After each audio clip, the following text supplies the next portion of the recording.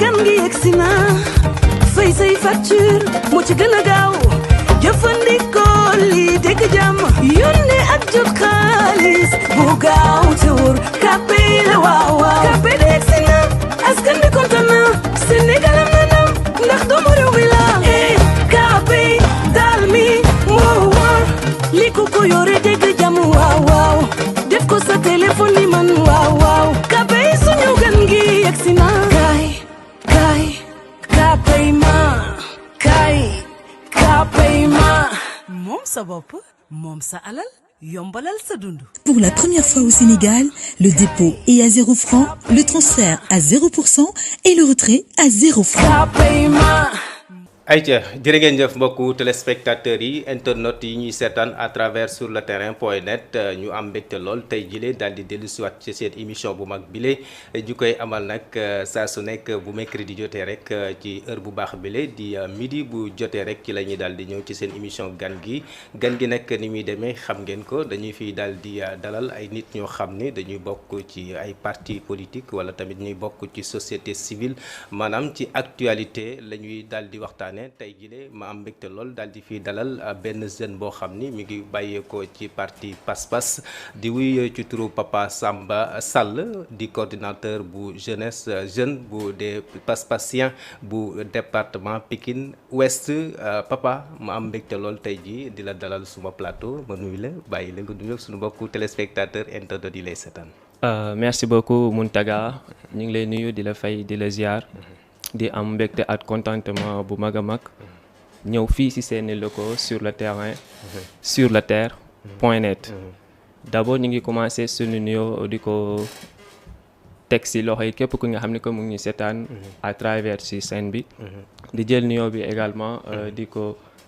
tas ci sama waa parti politique bi nga xam ne que mooy Pass-Pass te jël nuyoo bi di ko teg ci loxo yi suñu président Mohamed Ben Diop mu jàllale ñu ko bépp coordinateur et coordinatrices yi nga xam ne que ñu ngi ñu représenté au niveau des départements mais aussi au niveau des 14 régions du Sénégal merci beaucoup. ayca ni nga ko waxee noonu rek la ñu war a waxtaanee nag ay ponk yu am solo ndax yaa ngi bàyyeekoo ci parti bi ñu naan Pass-Pass muy parti boo xam ne bu yees la bu ñu daal di créer ñu bëggoon rek nga defal ñu benn briefing ana parti boobee lan lay wundu moom Pass-Pass. Merci beaucoup exactement pour cette question bi donc Pass-Pass comme ni ngeen ko gën a xamee nekk na un nouveau parti politique bi nga xam ni que dès le début en 2019 mi ngi nekkoon un mouvement politique. Donc c'est à partir de 2020 que Pass-Pass s'est doté d'un véritable parti politique am tous les critères d'identification qui permet qu'on puisse identifier un parti politique muy statut muy licence muy lépp li nga xam ne que day conforme avec la constitution pour qu'un parti puisse exister. Comme ni nga ko waxee tout à l'heure mu nekk lu am solo mais tey jii bu ñu nee ki ko jiite di Mohamed Ben Diop mi nga xam ne si ndax déjà déclaré na candidature am ci élection présidentielle yu ñu jëm tey lakk nga ñu mën a expliquer lan moo tax yow en tant que jeune nga rejoindre parti boobu ak seen liggéey fan la toll ci jamono ji tembe. Exactement Pass-Pass comme ni ma ko waxee sànq nekk na un nouveau parti politique. Parti politique bi nag ki nga xam ne que moo nekk tête de file bi mi ngi tudd Mohamed Ben Diop. donc pour le moment ñu ngi def liggéey bu mucc ayib. liggéey bu mucc ayib boobu nag suñ koy xayma mën nañ wax ni que Pass-Pass est représenté à travers les 14 régions du Sénégal. mais aussi au niveau des 557 départements foo dem Pass-Pass am na fa représentant. donc suñ koy xayma dans un autre terme mën nañ wax ni que Pass-Pass mi ngi am un taux de représentativité de 98%. donc lu tax ma rejoindre le leader Mohamed Ben Diop. C'est parce que il a un avenir pour le Sénégal. lu ko tax a jóg mooy defar Sénégal. et defar Sénégal boobu nag yaakaar naa ni képp kuy sénégalais nekk un jeune nekk un citoyen sénégalais war nga ko si mën a fekk si ensemble nu boole sunu xam-xam. sunu mën-mën ak sunu compétence ngir mën a defar sunu réew. damay faral di dégg moom le président Ben Diop di wax ni maanaam bu faloo maanaam dafa am programme spécial jëmale ko ci wàllum éducation ak réforme yoo xam ne aussi nar na ko ci indi. exactement comme parti politique yëpp pratiquement dañuy am seen programme. te Pass-Pass mun naa wax ni que am na programme bu spécial bi nga xam ne que def ko dugal ci biir éducation wala jëmale ko lu jëm ci éducation. donc suñu ne Pass-Pass à travers son programme. ci partie éducation. Pass ñëw na fi indi fi ay réformes yu bees tax yi nga xam ne que depuis que bi ma commencé di suivre l'actualité politique wala soit di suivre l'information qui découle aux différents partis politiques gisaguma ko donc ñu ne loolu lan ak lan la Pass teg au niveau de l'éducation mais en premier lieu comme étant un parti politique Pass dafa ñëw au niveau de l'éducation ni bépp xale bi nga xam ne que yaa ngi jàng à partir de 5 ans dañ lay à partir de 5 ans voire 7 ans dañ su jàngee ba mokkal téere alxuraan maanaam bëgg ba maîtriser les versets maanaam ci wàllum diine ji daal daara ji si wàllum diine ji ba maîtriser lépp li nga xam ne que mooy les versets coraniques ba à partir de 5 ans 7 ans dañu koy jël dugal ko biir université fekk moment boobu xale bi dina am 10 ans léegi bis bu demee ba am 10 ans duñ koy dugal à l'université mais avant ñu koy dugal à l'université dañ koy jox un diplôme baccalauréat diplôme baccalauréat boobu dafay équivaut ak un diplôme baccalauréat bi nga xam ne que ku génnee ci école yi si école mi en série scientifique que ce soit en série littéraire muy L2 muy L1 xale bi day am diplôme baccalauréat boobu lan moo tax ñu koy jox diplôme baccalauréat boobu parce que dañuy seetlu ni que ki nga xam ne que dafa maîtriser les versets coraniques am na capacité mais aussi am na compétence au niveau de son esprit ngir nu mën ko jox diplôme boobu pour en termes de reconnaissance en premier lieu mais aussi ñu gis ni que à travers sa capacité de réflexion son cerveau lu mu mën a accaparer lu mu mën a tenir par rapport ak ki nga xam ni que mi ngi jàng depuis son cursus scolaire de 6e à l'université mënul par exemple ñëw réciter la benn leçon bi nga xam ne que maîtriser na ko ou parcourir na ko par cœur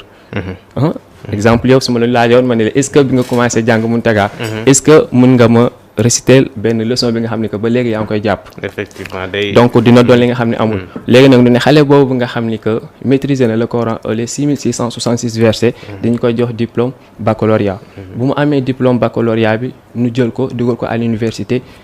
daat koy dugal une classe préparatoire classe préparatoire boobu day nekk au bout de 3 ans donc les premières années xale bi dañ koy jàngal les langues étrangères langues étrangères yi maanaam boog mu bëgg muy espagnol di français di allemand wala muy anglais ak bépp langue bi nga xam ne ko xale bi war na ko mën a jàng une fois que mu jàng loolu ñu defal ko une formation spéciale au bout de 2 ans si dans le domaine de compétence bi nga xam ne que moom la bëgg a def daal moom la bëgg exercer que ce soit mais li ngay wax noonu xam nga da nga nii dañuy fexe ba ñëpp ñu yóbbu leen université maanaam jox leen ay diplôme yoo xam ne wala ay classe préparatoire mais ci loolu aussi tamit est-ce que ñëpp déjà mënuñu dem université pour université déjà fees na yéen naka ngeen fas yéene def ak li nga xam ne si ne moo di loolu non su ma nee la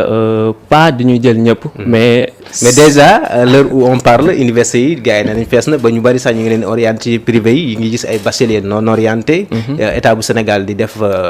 tout possible pour que ñëpp mën a am orientation te malheureusement problème bi mi ngi fi ba léegi bien vrai que problème yi mi ngi fii ba léegi mais comme que sunu structure au niveau de l'éducation dafa am nu mu tëddee te nu mu tëddee nag balaa nu koy jéem a saytu di si apporter bépp solution il faut nu jàngat ko xool yan réforme lañ si mën a apporter en premier lieu donc si loolu comme réforme bi nga xam ne que moom laa doon jéem a apporter à travers si programme Pass au niveau de l'éducation moom laa bëggoon àggale mais xam naa ni ma yow ma temps yi pour ma mën ko matal parce que dañuy gis ni que comme ni ma ko doon waxee suivant sànq plutôt une fois que xale bi mu accaparé donc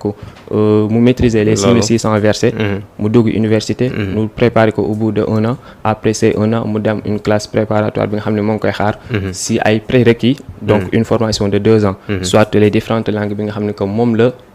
bëgg def une fois mu def loolu ba pare xale bi là day pare parce que day fekk à côté on a déjà mis certaines structures yi nga xam ne que dans le domaine de la formation lay ñëw mais du yem si noonu parce que gis nañu ko Sénégal nekk na un pays laïque bi nga xam ne que y a pas tout court que des musulmans am na aussi des catholiques catholiques yooyu tamit Pass daf leen réserver un autre programme toujours dans le domaine de l'éducation parce que du ñàkk ki nga xam ne que dina bëgg def catéchisme soit mu nekk aumônier soit mu nekk prêtre si loolu Pass tamit daf leen di accompagner pour seeni ay formation voilà. Effectivement loolu nga wax solo mais suñu nee éducation wax formation il faut ñu wax ko aussi emploi mu nekk secteur boo xam ne si nii tout récemment bari na ay jafe-jafe yoo xam ni ndaw ñi ñu ngi koy jànkonteel yow nga bokk ci ñi nga xam ne yéen a nekk ay responsable jeune ci biir parti Pass-Pass tey parti Pass-Pass ban mbébét la am ci li nga xam ne si ni mi ngi xew fii maanaam li nga xam ne si ni moo di manque d'emploi ci côté jeunes yi. Voilà, comme bépp pays nu muy structuré en fait parce que suñu ne manque d'emploi rek souvent dañu naan Sénégal bien vrai que Sénégal bokk na ci pays yi nga xam ne que problème boobu noonu mais est-ce que Pass-Pass le parti Pass-Pass am na solution si exactement parce que parti Pass-Pass am na solution ci xëyub ndaw yi mais j'aurais préféré donc faire une contextualisation parce que à chaque fois dañuy ñëw rek dugg ci milieu d'emploi mais aussi ñu xool les structurations donc de ce chaîne naka ak naka la tëddee balaa ñuy ñëw di apporter suñu solution à travers le cadre du parti Pass-Pass exactement donc comme ni ma ko waxee sànq emploi suñ koy wax nekk na li nga xam ne que ñëpp koy jooy mais aussi du Sénégal mais au niveau de l'Afrique donc en général c'est au niveau de l'Afrique même tamit suñ demee bitim réew tamit ce même problème d'emploi mi ngi fa bien vrai que en Afrique la gën a méttee la gën a amee ay conséquences yi nga xam ne que c'est un peu long mais à travers son programme Pass-Pass indi na ci des solutions solutions yi nag comme yan comme yan j'aurais préféré le développer à travers donc suñu benn partie bu jëm ci suñu programme muy sur le plan agricole léegi pour faire face à ce problème d'emploi nun ne parti Pass-Pass au niveau donc de son programme agricole def na une étude d'abord une étude assez scientifique parce que lépp looy war a def da nga ci war a def étude xam naka ak naka nga ci engagé woo naka ak naka nga ci mën a génne pas nga ñëw dugg ci bërët rek après là tu vas en subir les conséquences donc nag pour ne pas être dans ce même cas Pass-Pass au niveau du plan agricole dafa def une étude assez scientifique ñu gis ni ko au Sénégal am na suuf am na ndox te ndox bi doy na lool te gis nañ ni que suuf si ak ndox bi exploitation bi nga xam ne que waroon nañ ko ci exploiter ngir gën a mën a suuxal suñu secteur boobu noonu tel n'est pas le cas pour gën a mën a participer au taux de l'emploi dinaa ñëw ci emploi bi xam naa yaakamti nga ma ñëw ci kut ko mais li nga may wax nii maanaam des politiciens yu yàgg yi dañ ko faral daan wax déggoon nañ ko fi mais bu ñu ñëwee lu ñu constaté amoon nañ ay projets yu baax yi nga xam ci jàppoon nañu ko suñu ko doxalee Sénégal dana génn ci guute gi mais daa mel ni ñu bari ci parole kese la ñuy yem. Voilà donc comme ni ma la koy. Est-ce que yéen di ngeen wuuteeg gars yi fi nekk. voilà wala gars yi fi jot a jaar. non on est différent. parce que ñun yamuñu ci théorie kese. donc plus théorie et une théorie aussi qui est réalisable. donc soo me permettrez ma mën a teg démarche là tu vas comprendre inchallah donc ñu ne au niveau du plan agricole. gis ni que Sénégal am na plus de 15 millions d'hectares de sol arable bi nga xam ne que mën nañ ko jëfandikoo ngir bay. mais aussi ñu gis ni que Sénégal plus de 800 mètres cubes d'eau bi nga xam ne que mi ngi koy perdre chaque seconde bi nga xam day infiltré wu di dem ci nappe souterraine vous comprenez ñu ñëwaat loolu à travers son programme Pass-Pass def une étude scientifique bi mooy lan bi mu saytoo mbir moomu mu gis ni que aussi Sénégal am na ay barrages comme lu ci mel ni le barrage de Diama le barrage de Manantali ñu gis ni ko am na aussi ay fleuve am na ay cours d'eau yi nga xam ne que mi ngi baawaan ci sunu dëkk bi Pass-Pass dafa bëgg def une politique donc d'agriculture saisonnière.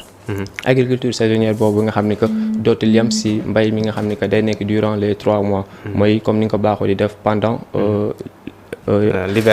l'hivernage plutôt. donc du loolu day doon une agriculture bi nga xam ne que day am durant toute l'année. agriculture boobu nga xam ne que ni ñu koy def durant toute l'année. Pass-Pass def ci ñëw indi ci ay réformes yu bees. maanaam boobu réformes yu bees yooyu noonu suñ jëlee suñu ay ressources suñu ay am suñu ay moyens nu miser ko dans le secteur agricole dinañ gis ni Sénégal dina mën a produire un taux de céréales bi nga xam ne que day équivaut à 5000 millions de tonnes de céréales en premier lieu. ensuite bu loolu amee dina indi ay sources de revenus yi nga xam ne que dina équivaut ak le budget actuel bu Sénégal muy 5000 milliards. mais loolu yëpp bu mu amee. dina indi tamit un taux de régénère bi nga xam ne que day am emploi direct bi nga xam ne day tolloog ci 3 millions de jeunes. Mais loolu dina doon li nga xam ne que day participer si le phénomène d'emploi des jeunes. Mais aussi dina fàtt d'une part li nga xam ne que dafa jëm ci manquement d'emploi des jeunes. Donc juste à travers le secteur agricole PAS de si jouer un rôle bu important pour participer autour de l'emploi des jeunes. li nga wax am na solo mais tey bëggoon naa tamit nga defal ma benn briefing ci candidat bi nga xam si ne moom moo di Mohamed Ben Diop moom déjà à l'heure actuelle ban acte la posé boo xam ne si ni def na ko lu concret. Su naan le candidat Mohamed Ben Diop donc j'aurais préféré même ñëw si la personne en tant que telle. Donc d'un bref résumé. Mais en tant que de réalisation lan la jot a réaliser quoi lu concret. Donc suñu wax en termes de réalisation tegaguñ fi li nga xam ne que c'est un peu concret. Pourquoi? Parce que amaguñu benn poste bi nga xam ne que jot nañ ko occuper fii au Sénégal. Mais à travers ces activités. Mais à travers ces activités on a fait des conférences religieuses pour faire donc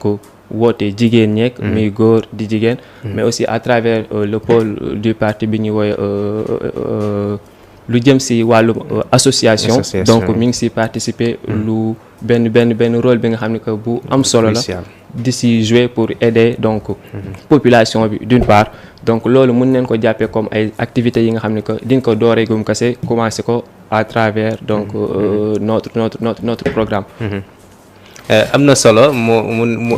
expliquer li nga xam ne si ne moom moo di seen programme gi ñu bëgg a def bu ñu jotee réew mi la maanaam ci domaine agriculture ngeen fas yéene jaaree ba mën a soulager li nga xam ne si ne moom moo di population sénégalaise bi maanaam ci côté autosuffisance alimentaire en même temps ci li côté emploi des jeunes mais am na phénomène bu xew tout récemment ñu naan Barça wala Barsaq l'autre fois ñu doon wax ni lu toll ci 300 jeunes yoo xam ne dañu disparaître entre le 27 ba le 29 juin bi ñu génn malgré am na ay démentis yu ci am mais tamit am na loo xam ne réel la pourquoi ndaw ñi bëgg a dem Europe bàyyi fi Sénégal. En premier lieu donc su ma naree wax ci phénomène boobu noonu damay jàpp ni nekk na li nga xam ne que c'est anormal parce que duma rejeter la faute à l'État parce que l'État ne peut pas tout faire même soo demee dans les pays développés aussi l'État dinañ fa gis ni que am na fa ay failles mais en tant que jeune en premier lieu gis nañu que Sénégal métti na donc liggéey amul da ngay jàng ba sonn sax nga am sa master soit nga am sa licence on n'arrive même pas à trouver un stage donc li nga xam ne que c'est quelque chose qui est catastrophique on peut dire te donc faits yooyu noonu dina doon li nga xam ne que day dem ba commencer tourmenter dans le cerveau des jeunes loolu nag dina nekk ay faits yi nga xam ne que dina leen pousser souvent nu bëgg a dem ci géej gi parce que avec la pression familiale avec leurs propres activités yi nga xam ne que bëgg nañ ko mener tout ça donne na ay causes yi nga xam ne que dina leen pousser vers l'immigration mais je me dis que l'immigration n'est pas le seul point parce que même suñu doon dem immigration aussi nañ préférer jël la voie normale bi nga xam ne que y a les risques donc ne sont pas grosses vous comprenez donc nag loolu par voie légale daal la voie légale bien vrai que cette voie c'est un peu difficile pour nous mën ko accéder mais aussi comme niñ koy waxee rek on est des Sénégalais encore une fois nañu gëm suñu bopp te tant que defuñu suñu xel ni que mënuñu toog Sénégal fii mënuñu fi jàngee mënuñu fi réussir là ça pose problème donc en premier lieu jeunes yi profito di bëgg dem immigration en premier lieu ils ont dans leur tête ni que Sénégal su ma fi toogee du ma réussir Sénégal su ma fi toogee dara du marché Sénégal su ma fi toogee dara du baax donc seul l'extérieur moo nekk le moyen bi nga xam ne que mën neen fa réussir alors que tel n'est pas le cas di profiter également ci occasion bi di njaal famille yi nga xam ne que jot neen ci ñàkk seen doom di leen mastaw di gis ni que loolu nekkul li nga xam ne que moo gën mais encore une fois jeunes yi maa ngi leen di wax ni que ñu toog ñu dal mais Pape Sall tey président de la République Macky Sall bi muy soog a falu dañu woon dana def tout possible ba ndaw ñu bari am xëy yaa ngi dégg sax mu doon énumérer ay chiffres ci wàllum xëy ndaw ñi tout récemment mars 2021 bi nga xam ne si ndaw ñi génnoon nañ di wane seen naqar doon taal ay barab yu bari président de la République Macky Sall daal di génn daal di ndaw ñi là je vous ai compris ñu gisaat tout ci loolu bu mu continuer mu woote ay plateformes yoo xam ne jokkook ndaw ñi la même temps ba léegi nii gis nañ ñu président de la République ak ndaw ñi dañoo am loo xam ne ak réeroo dafa am seen diggante ñàkk mën la wala dafa am njuumte gu am ci diggante li nga xam si ne moo di politique président de la République di instauré gis nañ fi DER bi gis nañ fi FRONGIP mais ba léegi gis nañ ni ndaw ñi gisuñu seen bopp ci li nga xam si moom moo di réew mi. De ce point de vue du ma wax ni que ñàkk réeroo la wala ñàkk mën la. Où se trouve donc le problème? Donc le problème en premier lieu je me dis que peut-être pour mën a résoudre le problème boobu il faut encore nous voir leur mode de structuration de cet aspect. Donc aspect bi nga xam ne que moom la ñu tëral lu jëm ci xëyum ndaw yi neen xoolaat mbir mi saytuwaat ko analyser waat ko xool lan mooy faay lan moo marché wu exactement ngir nu mën a doolelaat secteur bi ngir mën a résorber encore un peu plus d'emploi. Waaw. Mais tey yow nga nekk koo xam ne yaay coordonné des jeunes yi nga bokk ci parti Pass-Pass nekk fii ci Pikine Ouest. suñu ñëwee ci diwaanu Pikine gis nañ Pikine ndaw nu mu tëddee mu nekk département boo xam ne si ni bari na ay jafeñ-jafeñ. ndaw ñu fi nekk aussi di confronté à des problèmes yu bëree bari ci wàllum sécurité ci wàllum liggéey ci wàllu boo laal Pikine am na ci ay yoo xam ne ay jafe-jafe la yow lan nga jàpp ni tey jii Pikine situation bi muy dund nee ni moo ko sooke. Donc gis naa ni que à chaque fois le phénomène d'emploi day ñëw ci secteur yëpp. Que ce soit Pikine Guédiawaye ak fépp fu mu mënti doon donc on a le même problème. Comme je l'ai dit tantôt donc l'État doit donc revoir sa méthode. Mais aussi en tant que jeune bu ñu toog rek suñu buntu kër di naan ataaya di nekk suñu occupation naan état. Comme ni ñu koy waxee ndimbal da say fekk loxoy borom et tant que juguñu ñun aussi def suñu wàll ci mbir mi yaakaar naa ni du mën a marcher parce que état aussi ne peut pas tout faire. L'état ne peut pas tout faire. Voilà. L'État ne peut pas tout faire comme ni mu ko waxee di fàttali nag mbokku téléspectateurs internautes yi ñu seetaan à travers sur le terrain.net seen site internet bi yéen a ngi seen biir émission gan gi ma fiy recevoir ki nga xam si ni moom moo di Pape Samba Sall mu nekk coordonnateur des jeunes de Pass-Pass bu Pikine Ouest su ma nee Pass-Pass nag faaw ma nuyu ñenn ñoo xam ni nga fële ca parti boobule ku ci mel ni Thierno Sarr moo ngi ca parti boobe waaye tamit kii di Cheikh Diaw nekk coordonnateur international aussi mi ngi ci parti boobee waaye tamit Sané moom tamit foofee la nekkee ca parti boobee di Pass-Pass di fa def liggéey bu am solo keneen soxna bu fa nekk tamit wuyoo ci Aïssatou Silla di Pass-Passienne dinaa ko ziar bu baax ñu continuer ba léegi ci waxtaan gi ñu nekk di waxtaane li nga xam si ne que moom moo di actualité réew mi bëri ki démb maanaam ci altine ji dañu xëy gis assemblée nationale daal di convoquer benn session extraordinaire en procédure d'urgence di def ay modifications ci yenn ci ay articles yoo xam ni suñu constitution bi la lu ci mel ni article 87 bi nga xam si ni moom mooy jox prérogative bu président de la République après 2 ans d'installation bu assemblée nationale sous l'avis du premier ministre et de l'avis aussi du président de l'assemblée nationale mu am bëggoon ci ni coppite goo xam ne à tout instant mën na ko dissoudre par décret yow ba jàngat ngay def déjà ci lu nu mel. ma gis ni que loolu en premier lieu nekk na li nga xam ni que jaarul yoon. parce que lu tax jaarul yoon parce que au moment où bu ñu demee nu ne président de la République def na sa déclaration mu ne dootul def une 3e mandat. Donc pourquoi encore muy def des révisions constitutionnelles. Alors que il ne nous reste que peu de temps pour mu dem un autre président ñëw. da nga jàpp daal jaru ko. dama jàpp ni jaru ko j'aurais préféré s'il s'agissait d'un autre président bi nga xam ne que moom moo fi ñëwaat mu saytuwaat mbir mi mu ne day def une révision constitutionnelle pour dissoudre Assemblée nationale là je pourrais comprendre mais de sa part là je dis non et je suis contre de cette modification. Vous êtes contre à cette modification mais jàpp nga ne est-ce que loi boobu mënoon na jàll ci contexte boobu bu ñu xoolee configuration Assemblée nationale ñu gis ni mouvance présidentielle bi amul majorité est-ce que jàppoon nga ni loi bi mënoon na jàll. jàpp naa ni loi bi mën na jàll d'une part mënul jàll d'autre part parce que gis nañ ni phénomène opposition majoritaire bi c'est pas donc un écart bi nga xam ne c'est assez creusant donc juste 2 ou 3 députés moo dox seen différence donc loolu mën nañ wax ni que mën na jàll d'une part d'autre part mën na ñàkk bañ a jàll aussi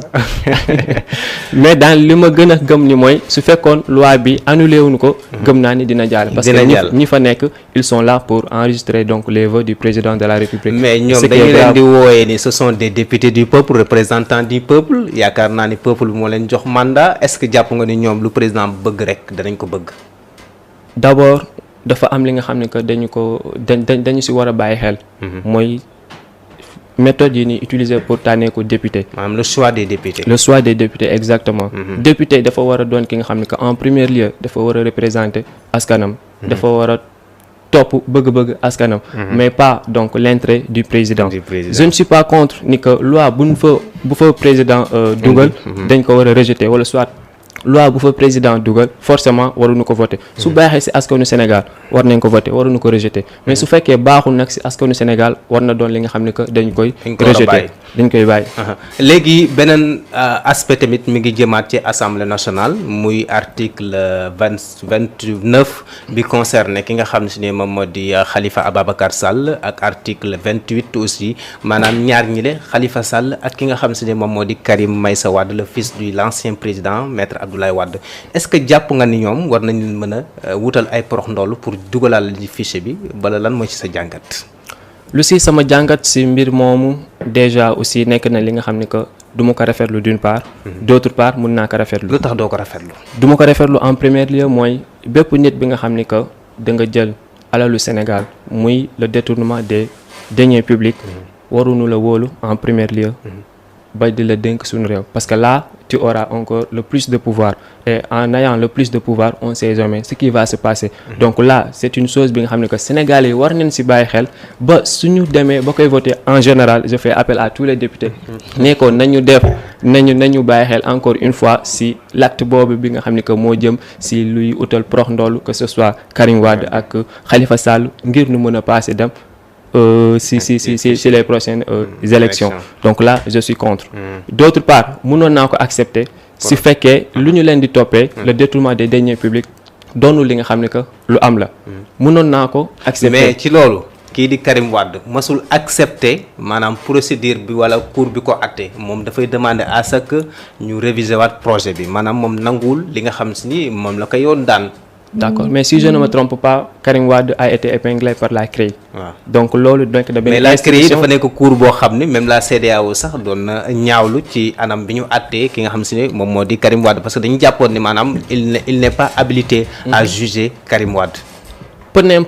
n'importe suñ ko ñaaw la parce que CEDEAO aussi ils font que donc leur devoir pour que chaque pays ait une stabilité et aussi nous sàmm ak yelleefu ak bépp doomu aadama mais comme il a été mis en place par le président de la République sous sa direction te mu nekkoon une institution bi nga xam ni que pas comme les autres institutions juridiques mais lu ko taxoon a jóg mooy topp bépp nit bi nga xam ni que dañu la tudd ci ay actes yi nga xam ni que jaaru yoon kon là je me dis que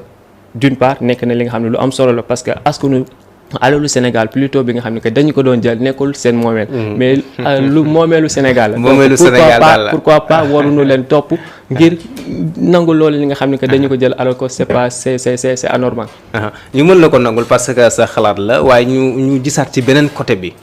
bu ñu nee Khalifa Sall wax Karim Wade duñ mënti def aussi danañ wax ki nga xam si ne moom moo di Ousmane Sonko di njiital Pastef jamono ji yoon teg ko loxo mais ba léegi yoon exécuté gul li ci war a am moom mu def déclaration ci France 24 ni bu bokkul ci élection yi élection du am wala réew mi dana dem kawo yow ngeen bokk ci élection yi ñu jëm naka ngeen jàngatee propos yi mu yëkkatee.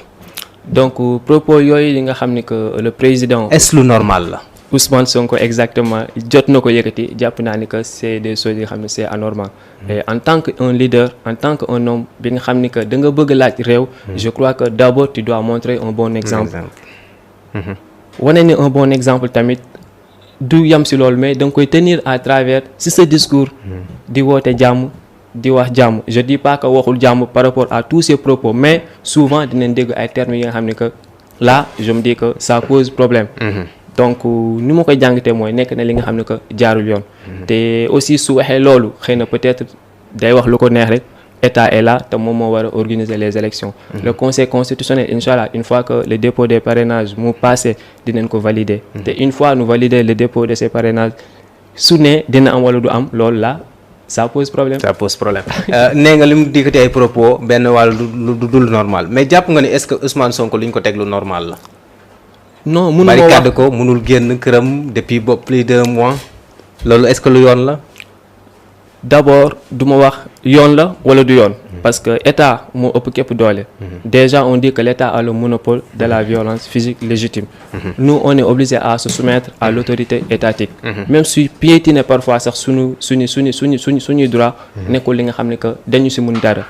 Mais nag par contre état warul dëkk di piétiner le droit des personnes. Loolu tamit xaaruñu ko ci moom. Mais li mu mën a wax ci dans le cas de Ousmane Sonko il est sous juridiction donc moo am problème ak yoon. te yoon tamit yaakaar naa dina jël tous les mesures qu'il faut pour régler ce pour régler loolu yaakaar ngeen daal yoon war na mën a doxal li nga xam si ni moom la yoon santaane ak képp ku yoon teg loxo wala képp ku dogalu yoon wàcc sa kaw mu nekk ay kàddu yoo xam ni tamit yu am solo la ñu waxtu wi nag lu ñu mayoon day daal di bëgg a jeex ma bàyyi la rek nga def message bi ngay tàggatooyee ci seen candidat bi nga xam si ni moom mooy le président Mouhamed Ben Diop. D'accord encore une fois maa ngi lay remercier bu baax a baax ci invitation bi di remercier aussi l'ensemble des personnes yi nga xam ne que ñoo nekk suñu parti mi partisans militants sympathisants mais aussi képp ki nga xam ne que yaa ngi ci diaspora bi di leen wax ni que on a ce qu'il faut et ce qu'il faut c'est l'homme qu'on a et l'homme qu'on a est Mouhamed Ben Diop. On a notre programme et on a aussi respecté lépp li nga xam ne que loolu la constitution wax ci lu jëm le fonctionnement des partis politiques mais aussi mënuma terminer sans lancer un message à la jeunesse. Allez-y. Donc di wax ni que jeunes yi réew mi suñu réew ma et souvent comme on le dit l'avenir d'un pays repose sur sa jeunesse. Donc sur ce on veut une jeunesse consciente conséquente mais aussi une jeunesse rationnelle. Sur loolu nag suñu toppee ay yenn discours wala soit nu nekk ci ay côté yi nga xam ne que du ñu àtte dëgg ça pose problème ça pose problème dans la mesure où suñ demee yàq la reconstruction de ce pays va être difficile. Et sur ce donc encore une fois nañu revenir à la raison te xam ni Sénégal ñun ñoo ko moom suñu dëkk la su baaxee ñun la su bonee ñun la les hommes politiques qui sont là dañuy dem ñun ñoo fi nekkaat te ñun ñooy conduire et mener l'action gouvernementale inchallah. jërëjëf ci kàddu yu am solo yooyu mu daal di tàggatoo di leen fàttali rek moom mi ngi wuyu ci turu Papa Samba Sall ñi koy wax Thomas Sankara nekkee fële ca parti Pass-Pass di coordonnateur des jeunes de Pass-Pass bu Pikine Ouest. Tey nag ma amoon mbégte lool doon ko dalal suma plateau gan gi nag di leen fàttali chaque mercredi lekk la ñu koy amal fii ci site internet bi di la sur le terrain.net ñu gërëm nag bu baax a baax ñi nga xam sax ñi ngi tolloon ci studio bi la ku ci mel ni Thierno Sarr moom mi lay fare ci parti Pass-Pass waaye Sané aussi tamit mu ngi koy gërëm bu baax a baax ci coordination bi ak ci jàppandal ki liggéey bu am solo bi nga xam si ni bu ñu bëggee invité bi rek moom mi lay joué ci rôle bu am importance nuyu nag bu baax a baax le président Ben Diop waaye tamit nuyu Aïssata Silla boo xam ni tamit mi ngi ci parti bële di ki gën koo xam ni ma nga fay def liggéey bu am solo gërëm nag sunu technicien ak caméraman yi nekk ci biir kër gi di sur le terrain.net mbokku internet yi jox leen dig daje ba beneen yoon incha allah jërë ngeen jëf.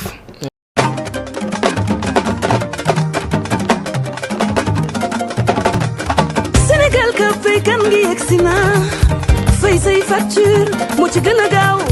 jëfandikoo lii dégg jàmm yónnee ak jot xaalis bu gaaw te wóor kàppe la waaw waaw kàppe de yegsi na askan bi kontaan na Sénégal am na ndam ndax doomu réew mi la kàppe daal mi moo wóor li ko ko yore dégg jàmm waaw waaw def ko sa téléphone ni man waaw waaw kàppe suñu gan gi yegsi na